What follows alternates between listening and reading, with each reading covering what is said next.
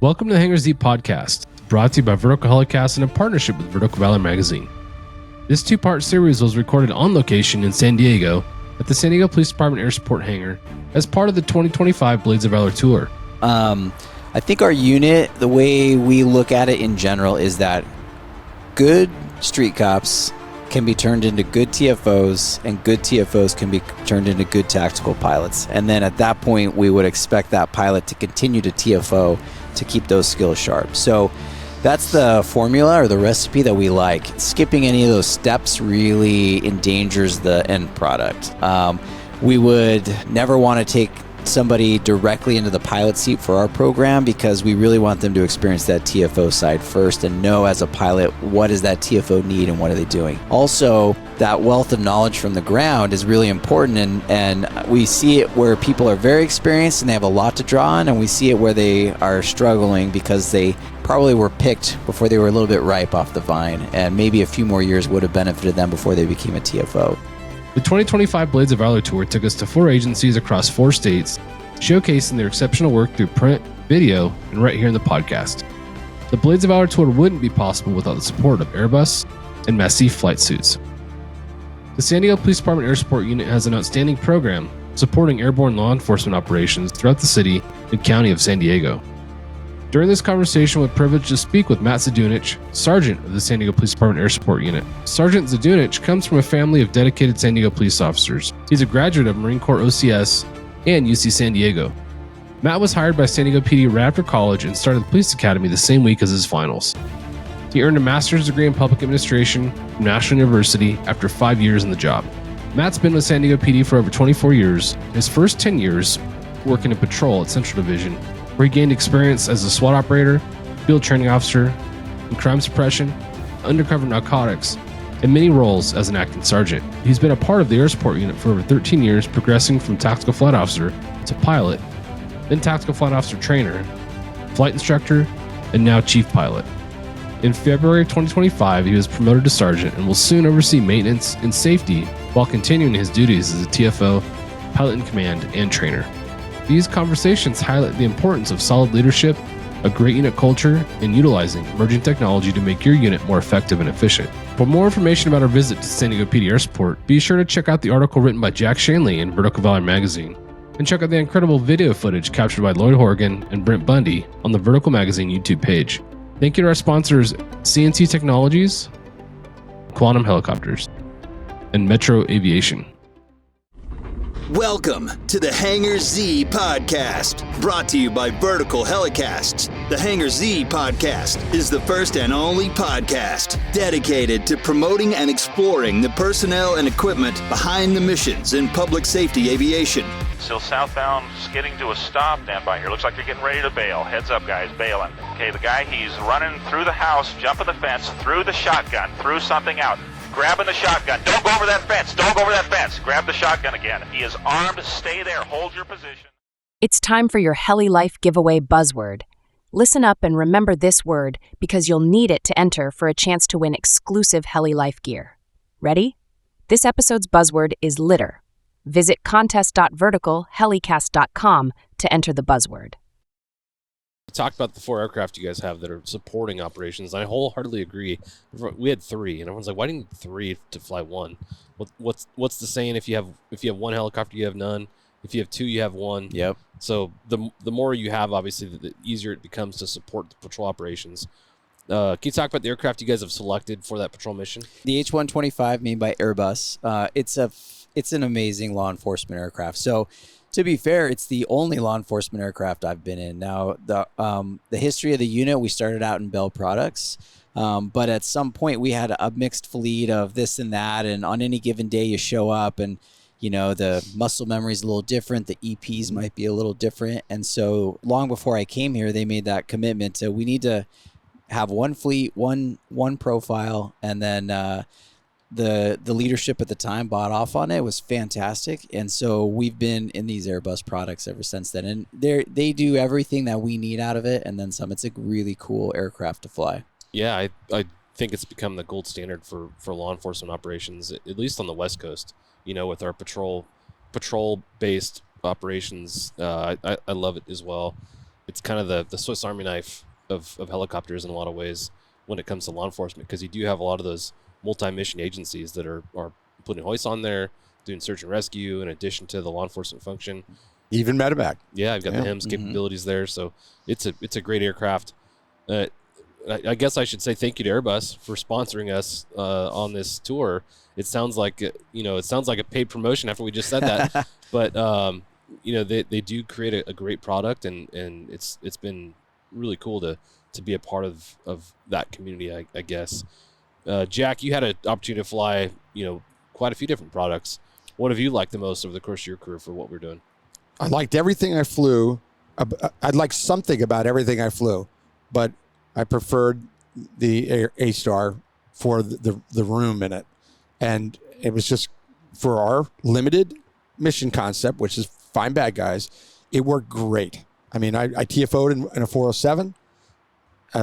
It was great in some ways, but it was cramped. This thing, I mean, you got elbow room. You can move the seat back. We had pilots that were under 5 foot. We had pilots that were well over 6 foot. In the 407 or the Jet Ranger, I remember watching some of those big guys get in there, and how did they fit? There's a lot of pluses, but I love the A-Star. I mean, that's what I had my most hours in by far. It was that and the Jet Ranger. I've flown a 407, but not at LAPD. It was gone by the time I switched seats, but I TFO'd in it. So I can't compare it, even though I've flown it since. I liked it, but this aircraft, I agree with everything you said. It's perfect for the law enforcement mission. Yeah, you brought up fleet standardization. That's something I want to talk about just for a minute, because I wholeheartedly agree that if given the opportunity, you should standardize your fleet for a lot of reasons, but primarily for EPs. I can imagine if you're finding yourselves in 1 or 2 or maybe even 3 different platforms, and you have a situation, you might have an issue when it comes to muscle memory and responding to that emergency. What are your thoughts there on that? So as a flight instructor, I totally agree that fleet standardization should, if it's obtainable, go for it. I know it might be tricky for some smaller units that they got what they got and this is the best we can do, but I will even tell you in this transition period, so we got our first H125 replacing the old B3s in 2020. And so the plan was that we were going to get a new aircraft every year for 4 years and then have a fleet of H125s. And then we ordered the first one, and then COVID happens and just was a game changer for all the finances for everywhere. And they're like, we're going to let this first purchase go, but we're going to put a hold on the rest of the process. We were very lucky to get that going right at the tail end of that contract, and that's why we're about to get that fourth and final replacement by October. However, having only one dual hydraulic aircraft and the rest B3s with single hydraulics, as a flight instructor, I found myself just having to remember, it was a simple difference in procedure, not even that much really, because with dual hydraulics, there's the chance of anything going wrong with the hydraulics is so minimal. But to remember how to properly, what you're supposed to do, I could not wait until the fleet was at least at 50%, because you'd only jump in that H125 25% of the time. And it was just different enough. The screens are just different enough to be kind of annoying. And so then we got the second one, and okay, so half the time we're flying in that. Now we're at 75% and soon to be 100%. I can't wait for that day where it's just all the same. And something as simple as the collective hydraulic cutoff switch does something different in the B3 than it does in the H125. And trying to remember that, I think it's just fair to the pilots to, if we can standardize, let's go for it. And that way, it doesn't matter what ship we're flying that day. Yeah. A non-pilot will listen to that and go, well, it's just a button, man. Just do it different. And they don't take an account in the stress of the actual emergency procedure being that you have to apply now. Absolutely. And it's going to be it's going to be system one, muscle memory, and it's more difficult than they might think. And in some cases could cause almost a minor emergency into a major one because you did something wrong because of the muscle memory didn't click because you have a mixed fleet. The bead counters don't understand that. Many command don't understand that. We understand that. And if you've been in a mixed fleet, and I have, and you have, you have to concentrate on that sort of thing. And it'll be so much better. You're going to like it when it's 100%. Yeah, no doubt about it. And as a CFI, really, really like it. Yeah, definitely. What you're describing reminds me of, firearms instruction, talk about level 1 stuff. If you're used to drawing a level 1 holster and all of a sudden you've got a level 3 retention holster and you're trying to draw in a critical situation, you're not going to be able to do it. Nope. That's a great example. So same thing applies here. You're going to fall back to where your muscle memory is, and hopefully it's the right one. Yeah. You're kind of rolling the dice there. Heck, even the stress of just a qualification would screw you up on a level 1 to level 3 holster. Now you go in a real gun battle, good luck. Yep. Good luck. You're going to go, your brain is, and your hands and your body is going to do what it thinks is right from the muscle memory. It's not going to go, okay, today is level 3 holster day. No, you're going to react, and you're probably going to be standing there fighting to get a gun out of your holster, and it's too late. Yep. Same thing in an aircraft. Yep. Good analogy, John. Yeah. Thank you. Brain cells are fighting each other. But Yeah.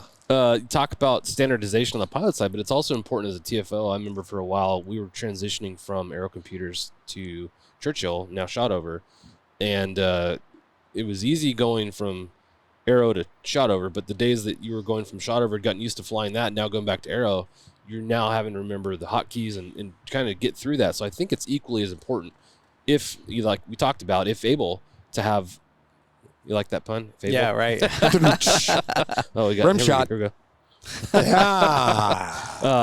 If able to standardize that, you guys currently have which mission equipment do you guys have? Yeah, so we use the FLIR 380 HDC for our gimbal, and we currently have Aero Computers for our mapping system. In all standard across? It's the same in every ship. The only real difference that we have as far as mission equipment right now is that as we get new H125s, we're getting the Traca Light. We have one B3 left, and it still has the old, I think it's the SX16 Night Sun. Yeah, Traca has come out with some great products. Can you talk about the light and what you like about it? Yeah, so I think with the Traca Light, one of the coolest things about it is how easy it is to sync up with the FLIR. So I was telling Jack yesterday that as a pilot in a pursuit, so our unit runs, the pilot runs the Night Sun or the Traca Beam or whatever you want to call it. And so when we get into a pursuit, the pilot will, as soon as we arrive and we're in position, we'll put the light on the suspect to let them know, hey, the helicopter's here, man, so it might be time to pull over. It's a high workload to be making sure you're managing all of your aviation stuff and to keep this light on there, because the slaving system wasn't really great at it, especially when it's out in front of you. So it's the pilot bumping around while they're trying to do 18 other things. And so my mantra was, if in the first 30 seconds of the pursuit with me having the light on the guy does not change his behavior, then I'm done with it and I'm going to stow it. It's adding too much to my workload, and I'm going to mess something up. Something as simple as pilot positioning. He goes around a curve and I didn't position the aircraft properly and now we lost him. That's on me. So to me, I try it doesn't work out, I'm done. Now with the Traca Beam and the system that syncs it up, it's pretty spot on, where you flick a button on the Geneva panel and it's just going to hold it whatever the TFO is looking.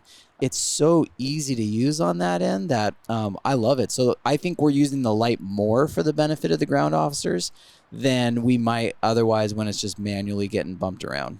Yeah, that's great. The slaving system was always tough for us. We had it, but it was off just enough to where it would come out of sync with the light in the camera, and you'd be off. So it was kind of unreliable for us as TFOs to rely on the slaving system. So it became almost an ornament if you're primarily working on the camera. Yeah. And the pilot, you can control off, on, and direction and width of that beam on the Night Sun or the Traca. Yep. Right? Yeah. A lot of people talked about the filters associated with the Traca. Do you guys have different filters? So we do, and we've had a few pilots that will have some free time out there to play around with it. So like the IR filter, to be able to look out there on goggles and kind of have some extra light out there that you could see. It's not part of our standard protocol of how we would do it. So at this point, it's more of a little experiment to see if there's a benefit to using any of them. But we haven't incorporated it in the standard of like, this is how we're going to do this from here on out.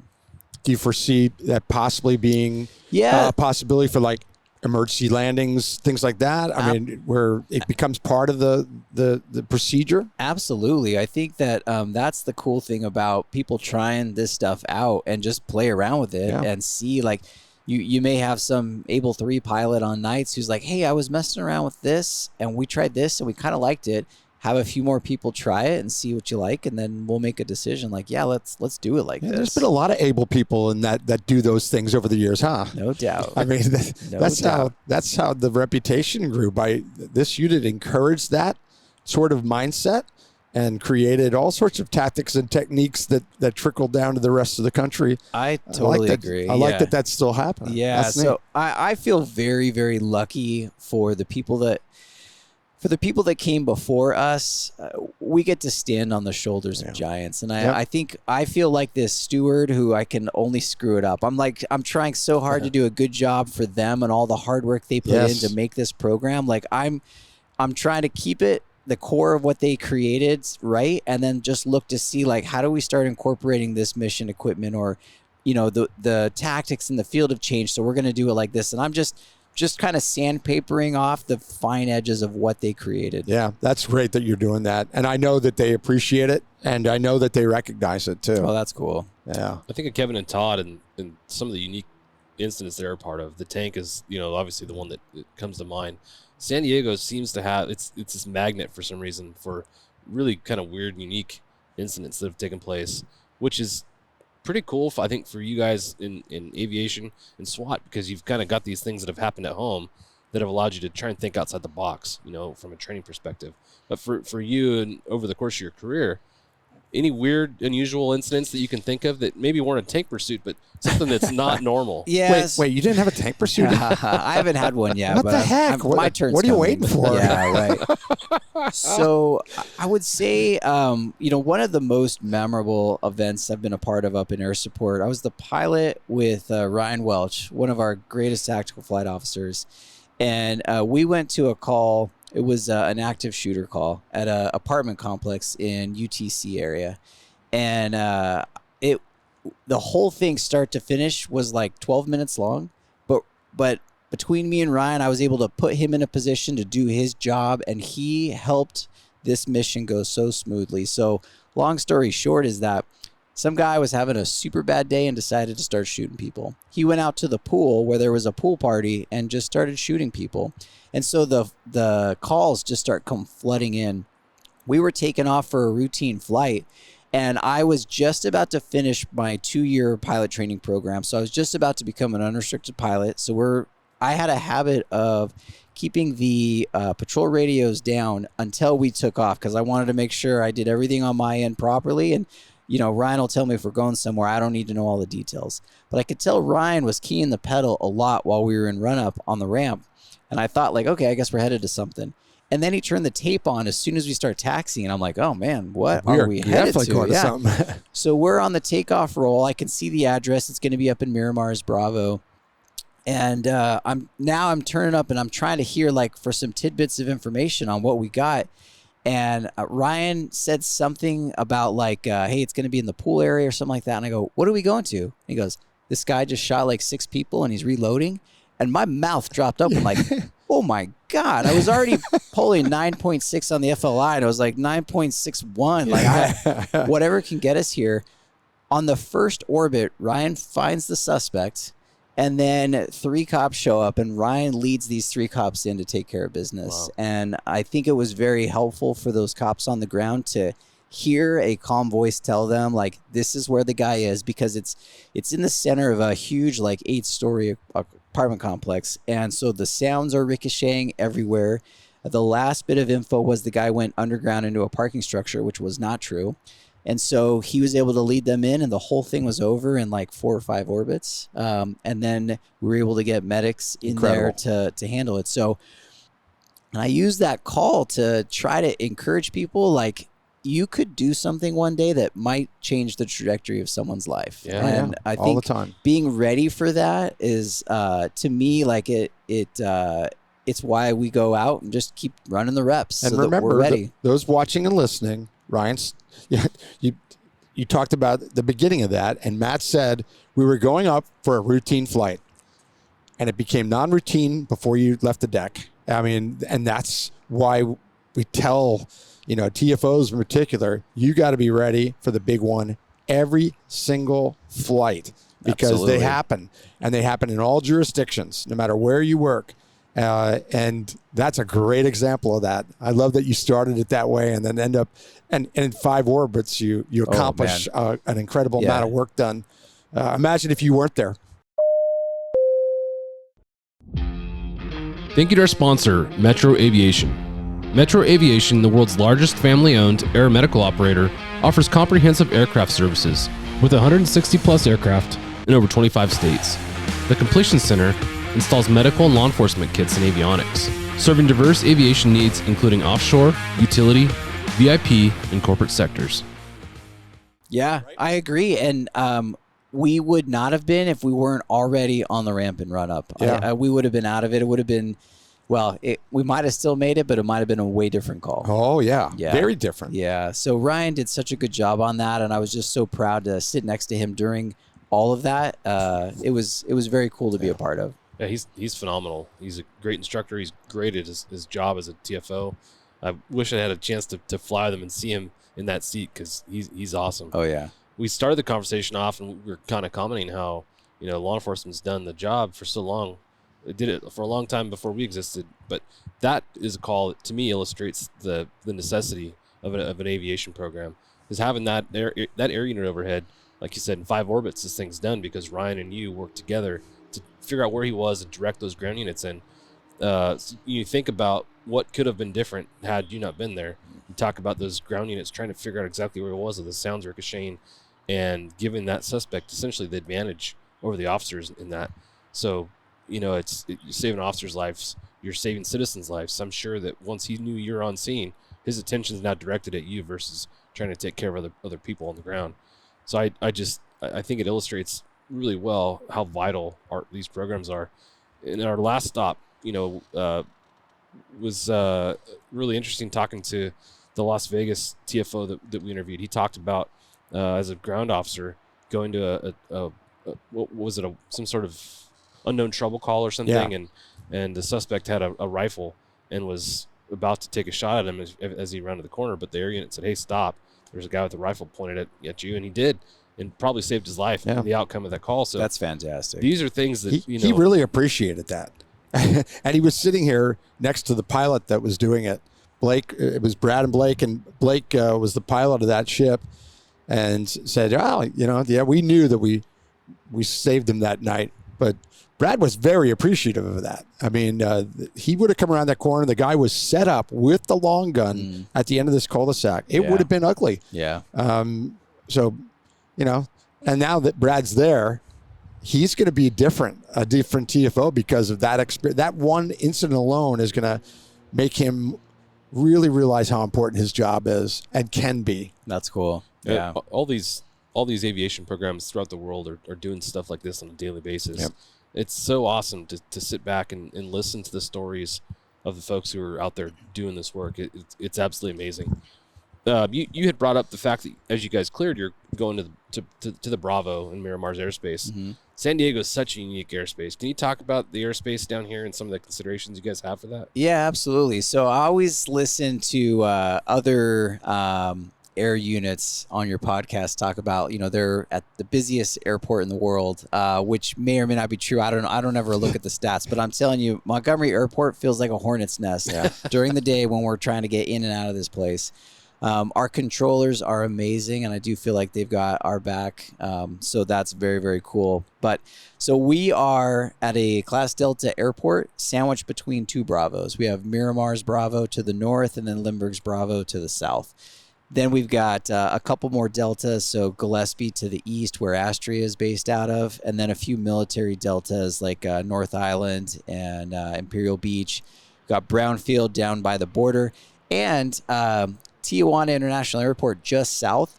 When winds are out of the east and those planes are lined up over the ocean coming eastbound, the way that TJ's airport is positioned is their runway. They have to fly through American airspace to land. And wow.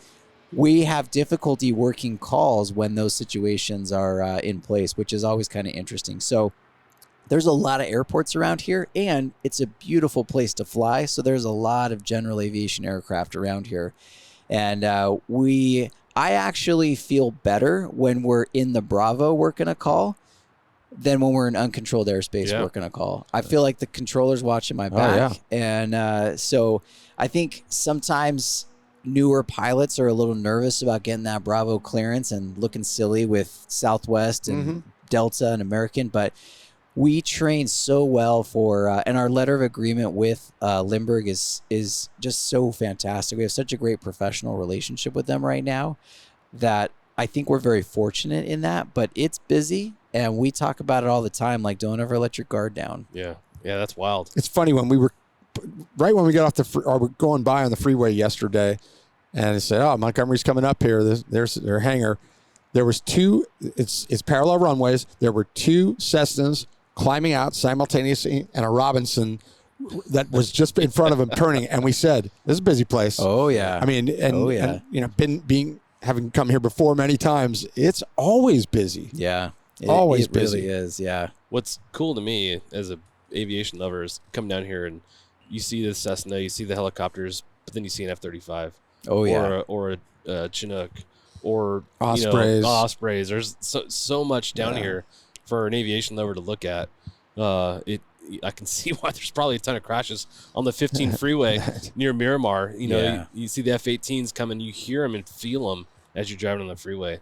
So it's got to be odd for you guys every once in a while. Look out the window and you're like, oh, there's just an F-18. Like, it's everywhere. We don't even think about it anymore. Any unique Miramar stories? So, not really. One thing that is kind of cool is I feel very lucky. In the early part of my career here at Air Support, we used to do what's called a huntsman flight. So a Secret Service agent will come jump in with you when POTUS is coming into town.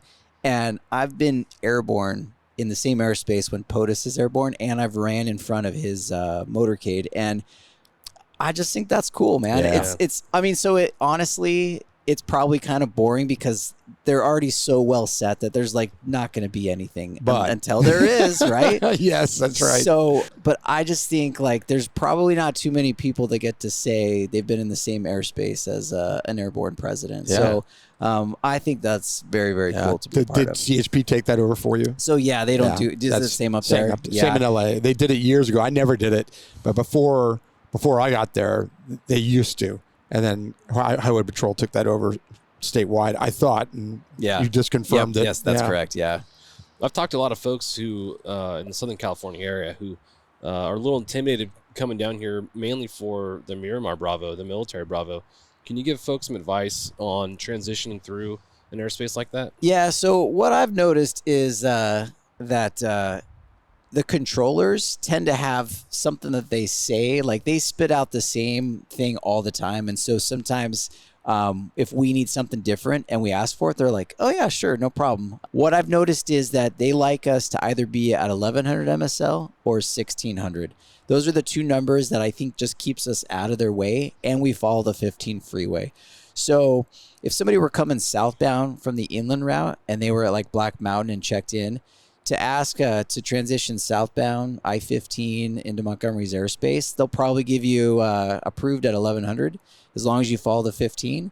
Every so often, we may have to hold north of the field to let somebody come land. And what's funny about that with the fighter jets is they'll call somebody out as traffic that's like 12 miles out. They show up very fast. Like when Lindbergh calls out a 12-mile final, we've got a few orbits before we really need to worry about it. Yeah.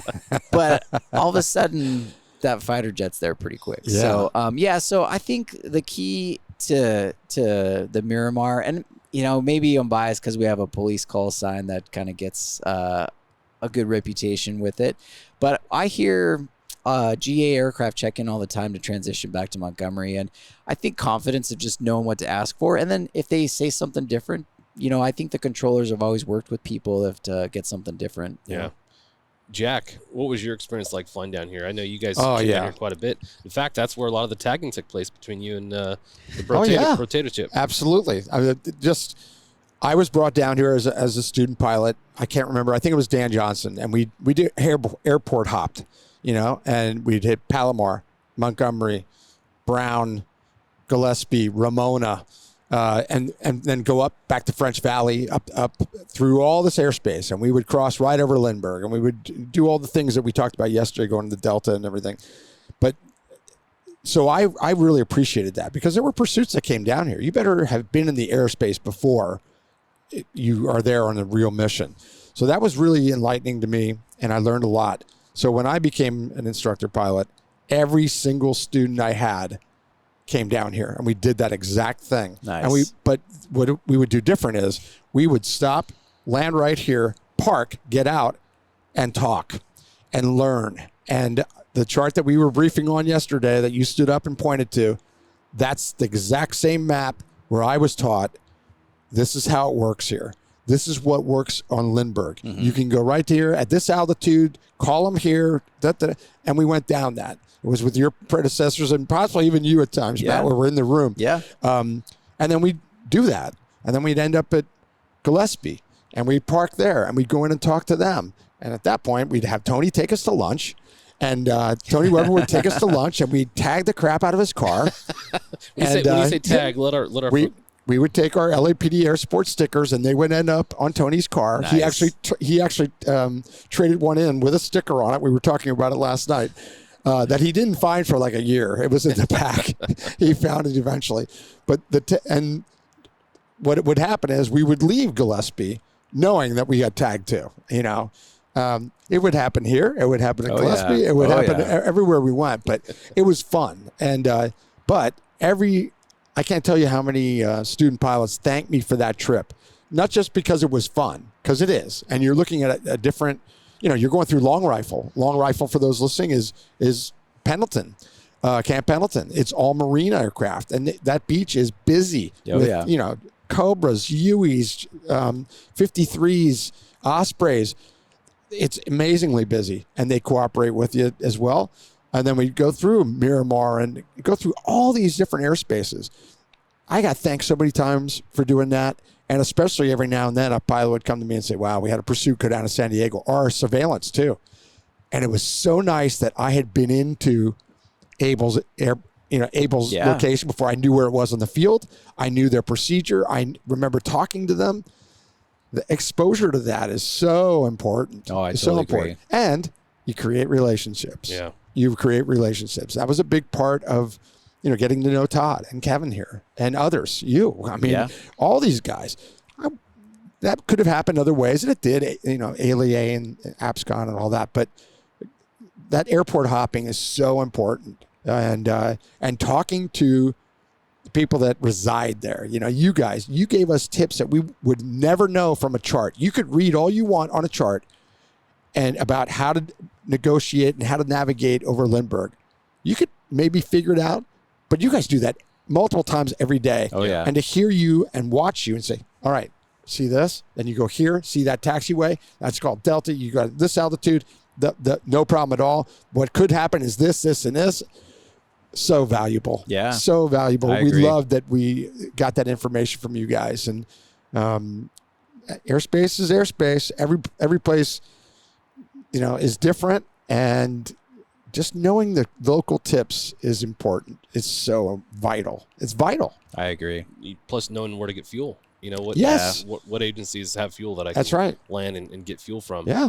A lot of agencies seem reluctant to let their air crews go out of their city or jurisdiction. I understand part of that.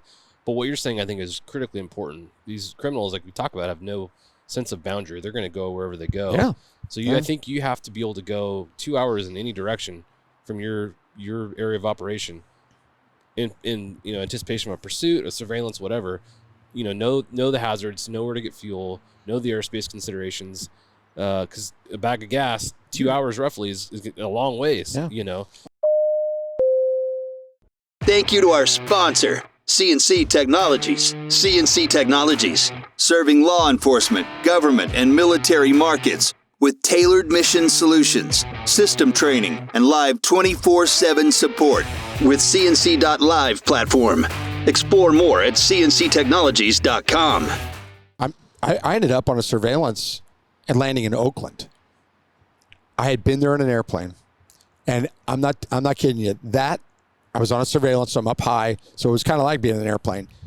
That one trip to that airport helped me immensely that night. I believe because I took off at 10, 11 in the morning and landed at Oakland in the dark on a surveillance with a couple fuel stops, and didn't know it, and didn't know we were ending up there. By the way, it was a really enlightening experience. It's one of my favorite stories, but the fact that I'd been at that airport one time in a Cessna made that landing there and knowing where the FBO was, what side of the field it was on, who it was, man, that made it a lot less stressful than if I had been up there going, and they say, okay, we're done here. We don't need you, but you're staying.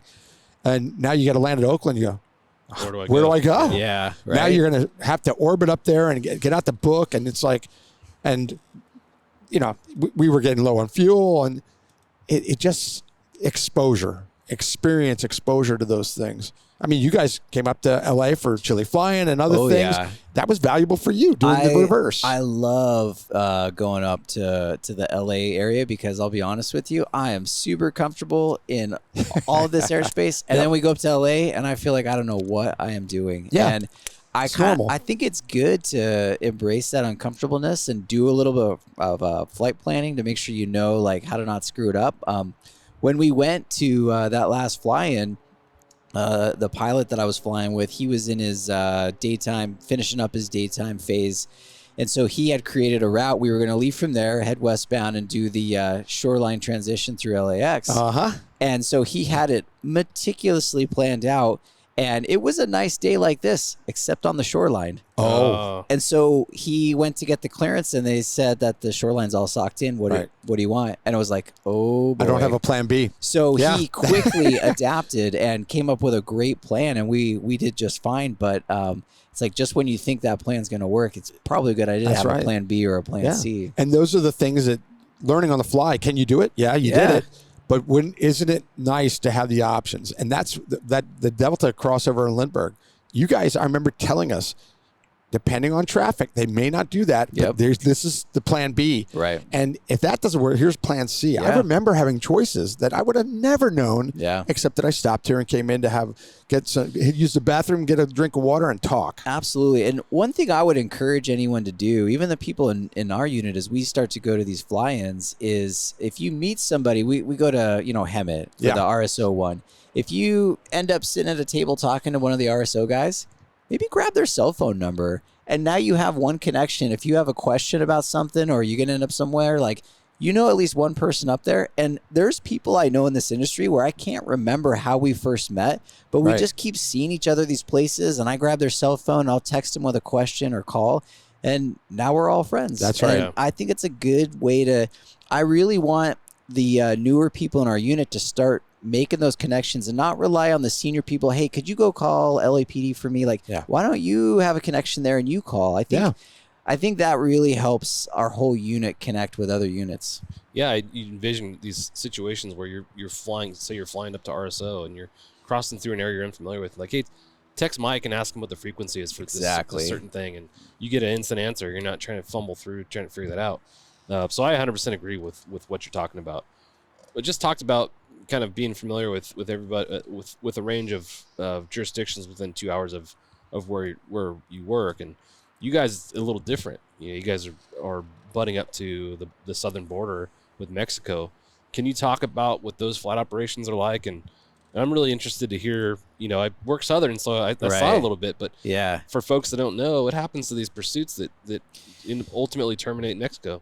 I think what I would say to the criminals is it might be worse going down there than you think whatever might happen on our side of the fence. So I have seen pursuits on infrared camera that crossed over, and Border Patrol knew it was coming, and the federales on the other side knew, and they lit that car up with rifles because they saw that as an intrusion into their country, and I think they might have been smarter to stop 100 yards north of where they did stop. So when we work these pursuits, regardless of what agency it is, when we get the sense we're headed southbound towards the border, we'll let the border know, and they kind of decide how much they want to make an effort to stop based on personnel or how much time they have. And so sometimes someone is able to get through our side of the border and transition into Mexico.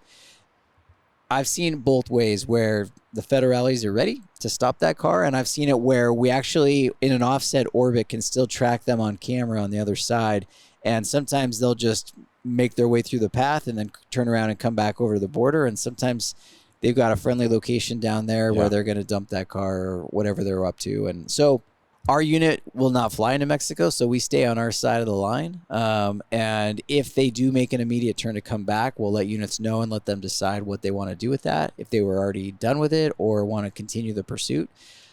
But that's the extent of it, is that I think that sometimes it might work out, but sometimes it does not work out to go flee to the other side of the border. So they don't hand you a water bottle on the cheese sandwich like when they're coming the other way? I don't think so. I don't interesting. think so. Yeah. I remember working in Southern, if you thought a pursuit was heading towards the border, there was a number you can call at the customs office, I believe, and essentially warn them in advance that we were headed that way. Not that we're going to give that number out here, but for folks that are listening that may have questions, I'm sure you can reach out to Matt or anybody down here in San Diego and get some more information on kind of the procedure to follow when you anticipate something potentially going across the border. Any insight for those folks?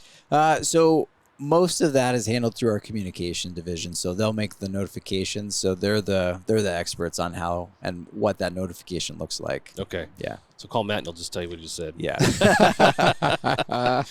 Jack, anything in closing on the Mexico side of things? No, it is unique though, isn't it? Yeah. I mean, I think John's the one that told me that that's the busiest port of entry in the world. Correct. Is that correct? That is correct. And that's going both directions. Yep. I mean, there's people going both directions there. So it's natural that you're going to end up there. So you better know the rules, you know, and how you're going to handle it and front load things and think ahead, because it's going to happen. And then if you work anywhere in Southern California in law enforcement, you have a good chance of ending up there at some point in either a surveillance or a pursuit. Yeah. And if you've never talked about it, thought about it, discussed it, or have a procedure, you're going to be behind a curve. So it's something you have to think about and talk about. And I know you guys, it's second nature for you because it happens so often. Right. But for Long Beach or LA or Ontario, we don't deal with that every day, but you better be thinking about it because it could happen and it will. Yep. You talked about training. I know you've got a passion for training. I'd like to talk for a little bit about some of the practices you've put into place for effective TFO training. I think a lot of the things we talk about, training is one of those things that everyone's kind of got a method to their madness. I don't think there's any one thing that's right. Everybody does something different based on what they're dealing with.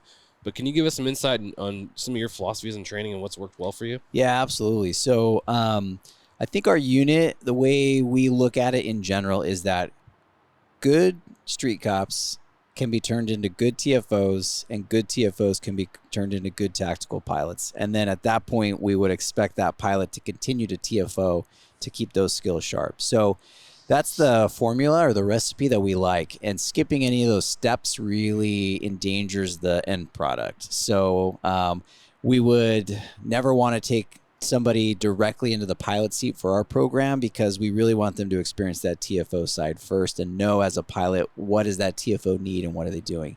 Also, that wealth of knowledge from the ground is really important. And we see it where people are very experienced and they have a lot to draw on. And we see it where they are struggling because they probably were picked before they were a little bit ripe off the vine, and maybe a few more years would have benefited them before they became a TFO. So that's kind of the founding principle of what we're trying to do.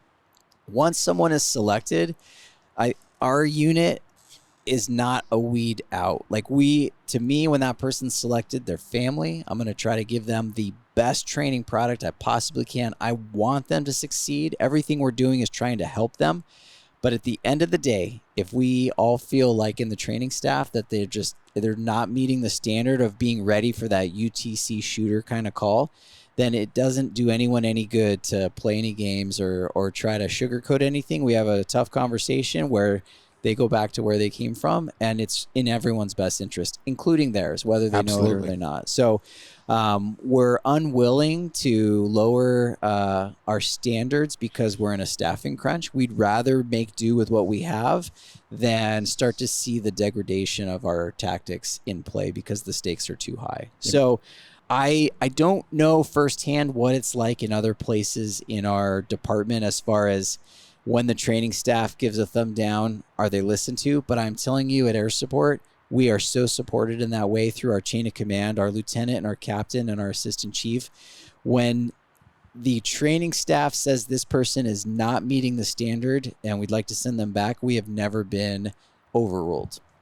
And I think the day that does happen might be a decision day for me of like, is this the place I want to be? Because understood. I think the toughest part about having command staff above us that have never TFO'd or been a tactical pilot is they've got to trust us that we know what we're doing. And I know they see the game from the eyes of an administrator. They understand other aspects of this department that I will probably never understand. But I think that the fact that they trust us, that these guys must know whether or not this person's going to make it. I think that's our single greatest commodity moving forward. That was an earned trust, though.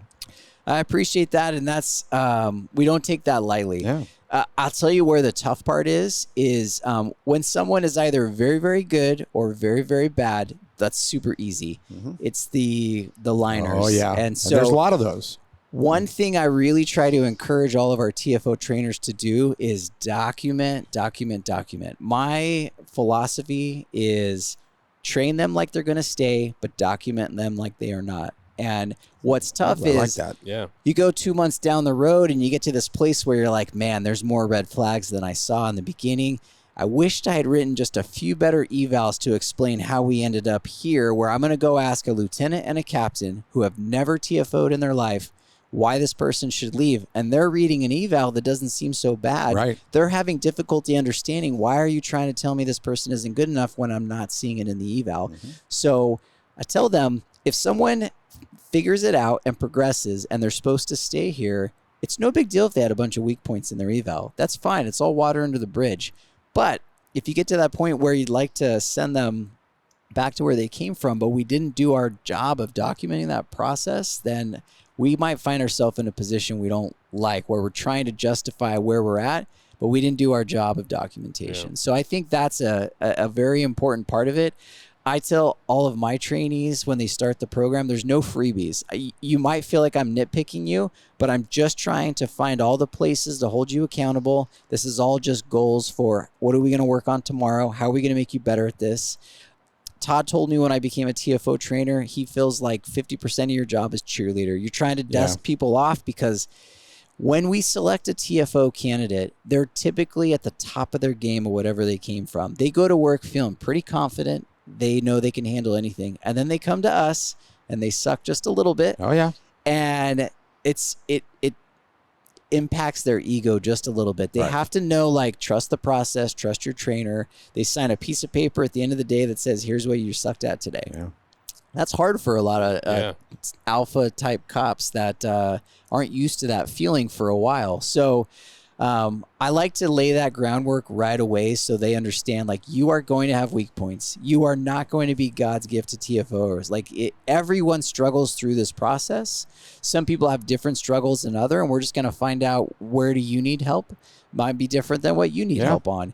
But I want to make sure they understand that everyone in the unit is pulling for them to win until we hit that point where it's like, it's in everybody's best interest that we part ways. Todd's philosophy and his personality helped that cheerleader part immensely. He was great at it. He is. He's very unique in it. I mean, I think we can all strive for that, but he just did it naturally. Absolutely. And this is a person that didn't get trained by Todd. I just been around him enough in the cockpit and through classes and all that. I know how he is. I can picture it that, him. He's the kind of person I'd want to cheer me on and to lift me up from a bad call. Absolutely. Because we all had bad calls. I mean, pathetic calls that you went, I'm done. Yeah. I'm done. They're gonna throw me out of this place. No. You did some good there. I mean, that's Todd. He would look at the positive first And then he'd say, all right, now you are correct in that we're going to fix this and this. Right. But man, look at the good things you did. You got me there direct, and he would find something good and be that cheerleader. Absolutely. That's important for all trainers. Thank you to our sponsor, Quantum Helicopters. For over 2 decades, Phoenix PD, Maricopa County Sheriff's Office, Mesa PD, and the Pinal County Sheriff's Office in Arizona have trusted Quantum Helicopters for primary flight training. We've helped boost their efficiency, cut costs, delivered unmatched quality, and keep them focused on public safety. Don't just take our word for it. Reach out and see how we can deliver the same results for your agency. Visit quantumhelicopters.com to learn more. And I took that from him. I call that compliment and critique. So whenever I debrief with a TFO, I will try to start with the things they did well. I want them to know, like, we're about to talk about the opportunities you could have improved on, but I just want you to know, like, I'm seeing the things that you're doing right. Yeah. And I recognize them, and now we just got to work on these things, because it's so hard to just listen to the 18 things you did wrong, and there's like, so apparently I'm no good at this. Yeah. It's tough. So there is that line, though. Like, we don't want to coddle people or mislead them that they're doing better than they are. Right. I feel That's like it's important. At the end of the day, they're gonna. I promise all of my trainees, you will know how I feel, how you're doing. You're not gonna find out 6 weeks in that I've been telling you you're doing great, and then all of a sudden I'm in the lieutenant's office saying, like, this person shouldn't stay. It's not going to be a shock to you. Exactly. Yes. So they'll know. And when I said Todd didn't train me, he did. He actually did. He just didn't realize he did. Yeah. You know, I learned a lot from him and Kevin. I had the most contact with, and I learned a lot from both of them over the years, and I have thanked them for it many times. They were just unique in many ways, but Todd, in that area, we had conversations about this. I know I left that conversation a better flight instructor or a better TFO trainer after talking with Todd, because, and I hope that he was able to grab some stuff from me too, because it was that kind of conversation. Absolutely. He wasn't teaching me, okay, Jack, this is how it's done. It was a conversation, but I benefited from it many times. I love that you said that, because that's Todd, man. He's one of the best. Yeah, he's incredible. Yeah. Todd, are you coming on the Hangar Z podcast? People want to hear what you have to say. They do. He doesn't think so, but he's crazy. Yeah. And Todd's the tank. Yeah. The reason that tank video exists is because Todd was on the video. He was making it. You know, he's coming. He's coming on. Nice. I hope so. Nice. Well, as a trainer, when you think about trends that you've seen over the last, let's say, 5 years with trainees that you've had and things they're deficient in, what things have you identified that have been kind of trending? Well, so I think the overall, what I'm noticing is that the candidates that we're getting have less experience than we're used to. So what that is looking like, and so it's always been you have to have 4 years on or more. We just haven't had to dive down into that that 4 year, 5 year zone, because there's always been very qualified people with 8 to 10 years on. We're not seeing that as much as we used to anymore. So what we're seeing is when people are working a call and their brain is overloaded with everything that being a TFO has for it, is that spidey sense, that cop sense of, like, how does the cop that's responding think? How does the crook that's trying to get away think? They have less to draw on than we're used to. I'm not saying it's bad. I'm just saying, as trainers, we need to recognize that and do the best we can. One thing all the trainers here agree with is that it is very hard to teach you how to be a cop if you didn't already learn that when you show up here. We can teach you how to use a camera. We can teach you, how we might word something a little differently. We can fine tune a lot of it, but you got to bring that understanding of what does a radio call look like. Those things like people lie, RPs and witnesses are giving out info that are not accurate, and that shouldn't surprise you when you realize halfway through the call, like, I think this sounds like BS. Yeah. So I think having a strong sense of how patrol works, and I'll use the example of the guy that I'm replacing. So Tom had a long career as a patrol cop, a canine officer, promotes to sergeant in patrol, becomes a canine sergeant. He came to us with 28 years of experience. Now, probably not the most technical savvy guy I've ever met in my life, but the best street cop I've ever met. He knows how to track someone down. He knows how to see through the BS of a call. And if his camera work is not the best, it's okay because he is crushing the police side of what we're doing. And he is the example that we could teach just about anybody to run the equipment, but it's so hard to teach someone how to be a cop when you're already up in the helicopter. Yep. Absolutely. Jack, any insight there? Oh, Tom and I were talking yesterday, and I think it was over 15 years in K9. And I said, wow, think of all. I said this to him yesterday. Think of all the things you learned in that 15 years that the average patrol cop has no clue about when it comes to tactics and bad guys. He goes, oh, it helps me every shift here. I go, yeah, it does, doesn't it? Absolutely. I mean, it's just so beneficial. So beneficial. And it gets back to the reps that you're talking about. If you're getting people in that have less reps, and probably are, fewer foot pursuits, fewer perimeters, fewer tactical situations that they were coordinating, that's going to be, you do have to change your style. I love that you said that. I haven't thought about that in how we have to change our training style because of the experience level. And we're not bashing them at all. We're just saying there was a time when the experience level was through the roof. Yeah. I mean, you were in foot pursuit constantly. Well, those days are gone. Yeah. For lots of reasons. There's policy. There's maybe we've gotten smarter. Yeah. We're not chasing as many people in foot pursuit. That was really cool that you said that, Matt. That really hit me as soon as you said the words, and I went, man, we do have to change our training style because of the experience and the reps, which we talked about earlier. Yeah. Well, I appreciate you letting us into your house. And, of course. And you've been a great host. And thank you. I guess in closing, a lot of people listen to the podcast who are wanting to get into this position. So what advice would you have for someone who's wanting to get here but isn't here yet? So I think earlier you stole my first line that I would say is that I would tell anybody, be the best at what you're doing right now.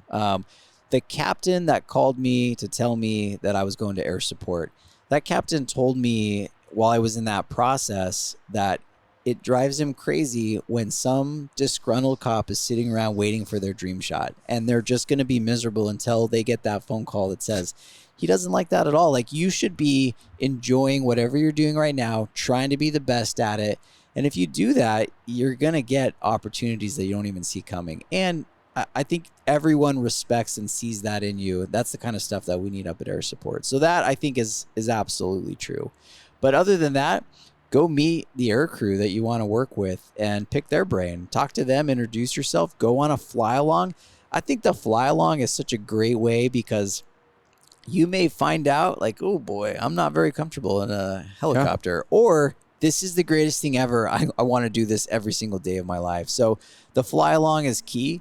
I would encourage somebody like go take a discovery flight in a Cessna. It's like $150. Yeah. Go see if you like that, because if this is your pathway, you're going to pour a lot of time and money and energy into this process. If you want to be good at it, I think it's good to know the early signs are there that it's exciting you and not just like, yeah, I'll give this a try. Like, to me, air support is not a I'll give it a try kind of unit. I agree. So I think those things are really important. And check as many boxes as you can before you come up to air support, because our experience is that once you get selected for air support, if it works out for you, you typically don't leave. There's a few examples of where that happens, but typically you're going to stay. So if there was some part of your career where you're like, I really want to be a SWAT cop, well, go knock that out before you go to air support. It'll help you. I think that'll be a good thing to have. But once you come to air support, it's really hard to check back out and go get those and then try to get back again. So it's great advice because, like you said, it takes so much concentration, so much effort and sacrifice and dedication to be good here. I think you've had to have, itches or scratch those itches that you've had over the course of your career prior to. Man, it's been awesome talking to you, and likewise. we're gonna I think go on a patrol flight here pretty soon, which I'm excited to do. I realize this is the final part of our Blades of Valor tour for 2025. It's been phenomenal. We did this on the heels of Verticon, which in hindsight probably wasn't the smartest decision. You go to Verticon and everyone's so amped to see each other, and by the end of the week you're tired. Well, that was the starting point for us. Nice. But man, we've gotten to visit Texas DPS, Phoenix PD, Las Vegas PD, and now you guys. We've flown, we've driven, we've done all forms of transportation, including being a part of the minivan mafia. This is our second year driving a minivan, and I have to say the minivans are pretty. Thank goodness we had the minivan. Yeah, it's pretty awesome. But it's been a great trip. I've learned a ton from folks. Just super thankful to Airbus for sponsoring this, and to Massif for giving us these flight suits. I think it's really changed our game. Looking back, Jack, for you on this trip, all the miles we've driven, all the folks we've talked to, all the places we've been, what's something that's kind of stood out to you? The amount of information that we learned that we didn't know prior to last week. I'm overwhelmed by it. I'm humbled by it, and I'm overwhelmed by it. There are a lot of people doing, we're doing the same mission in the broadest sense, and it's done in different ways, and they're all amazing. They're well thought out. There's lots of similarities, but there's differences, and it's amazing how much I learned this week. And I was in this a long time, and I've traveled around a lot. And last year I felt it too, but this year it really hit me. I mean, I was thinking about it last night, about how much I've learned, and now I got more that I added to it. So I'm thrilled to have this opportunity. I mean, it's really been great. And hopefully the people that are listening and watching are benefiting the same. And they're learning new stuff too. And I'd just like to have one more thing with Matt on that topic. Say the line again, Matt, I drew a lot of stuff from you. I learned a lot more about you that I didn't know. But say the line again about train like you're staying, and document what's the line. That's a good one for a lot of people. Yeah. So train them like they will stay, but document them like they will not. Very important.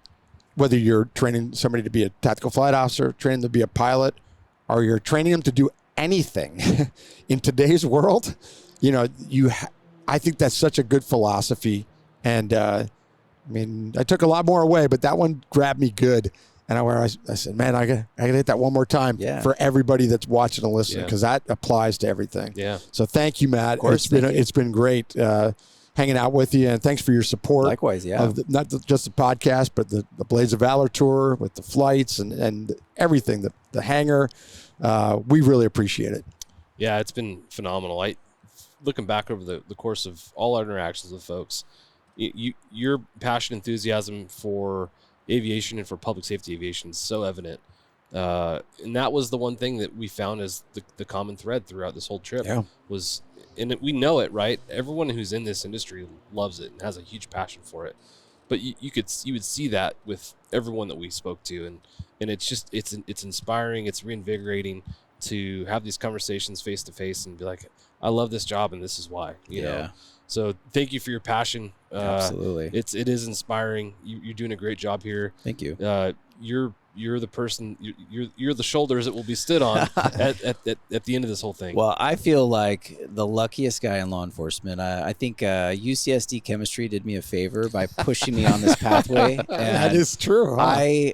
I work with some of the finest men and women, not only in our department, but I think in the country. And I feel very blessed and lucky to be able to be a leader here and to try to see what the next 9 years are going to look like here. So I feel like the lucky one. Well, they're lucky to have you. Thank you. I mean, I thought that when I heard through the grapevine that those sergeant stripes were coming at the Chili Flying, and now I feel even stronger about that. They're really fortunate to have you. Your mindset, attitude, experience, everything. They're very fortunate. So, and you're keeping the tradition going, because people that we've talked about that were your predecessors were like that too.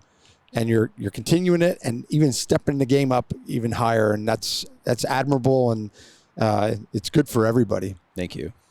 Well, on that, thank you again. You're a friend, you're a comrade, and I admire what you're doing. Likewise. So, until next time, we'll catch you later. Cheers. Thanks for joining us for this episode of the Hangar Z podcast. Don't forget to like and subscribe to hear more stories that promote the personnel and equipment behind the missions in public safety aviation. Lastly, stand by for a message after a word from our sponsors. Cheers. Thank you to our sponsor, Quantum Helicopters. For over 2 decades, Phoenix PD, Maricopa County Sheriff's Office, Mesa PD, and the Pinell County Sheriff's Office in Arizona have trusted Quantum helicopters for primary flight training. We've helped boost their efficiency, cut costs, delivered unmatched quality, and keep them focused on public safety. Don't just take our word for it, reach out and see how we can deliver the same results for your agency. Visit quantumhelicopters.com to learn more. Thank you to our sponsor, CNC Technologies. CNC Technologies, serving law enforcement, government, and military markets with tailored mission solutions, system training, and live 24/7 support with CNC.live platform. Explore more at cnctechnologies.com. Thank you to our sponsor, Metro Aviation. Metro Aviation, the world's largest family-owned aeromedical operator, offers comprehensive aircraft services with 160-plus aircraft in over 25 states. The Completion Center installs medical and law enforcement kits and avionics, serving diverse aviation needs including offshore, utility, VIP, and corporate sectors. Thank you for tuning into the special 2-part series of the Hangar Z podcast, recorded on location in San Diego at the San Diego Police Department Air Support Unit hangar as part of the 2025 Blades of Valor Tour. We're grateful to have had the opportunity to highlight the exceptional work and to speak with Sergeant Matt Zdunich, whose family has a long-standing tradition of dedicated service to the San Diego community. With nearly 24 years of service, Matt's leadership exemplifies the importance of solid leadership, a strong unit culture, and embracing emerging technologies to stay ahead. I'd again like to thank Airbus and Massif flight suits for making this year's tour possible. For more insights and behind-the-scenes footage from our visit, be sure to read Jack Shanley's article in Vertical Valor magazine and check out the incredible video content captured by Lloyd Horgan and Brent Bundy on the Vertical Magazine YouTube channel. Thanks again for listening. Stay safe. We look forward to seeing you next time on the Hangar Z podcast. Cheers.